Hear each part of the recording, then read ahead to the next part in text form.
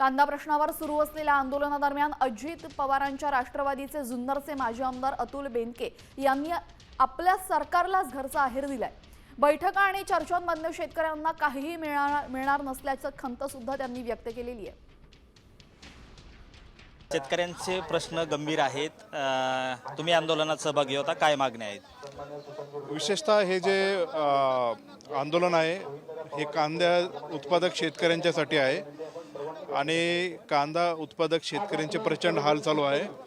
सरकारने जी मदत जाहीर केलेली आहे ती अत्यंत अपुरी आहे।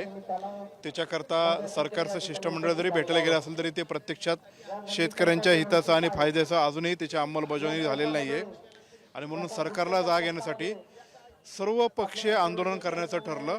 मी लोकांचा प्रतिनिधी आहे आणि लोकांचे आमच्या शेतकऱ्यांचे जे प्रश्न आहेत ते पुढे नेण्यासाठी सरकार जरी आमच्या पक्षाचं असलं तरी सरकारपर्यंत ही भावना पोहोचण्यासाठी हे जर आंदोलन असेल तर त्याच्याकरता मी येणं हे माझं कर्तव्य आहे, म्हणून मी इथं आलेलो आहे।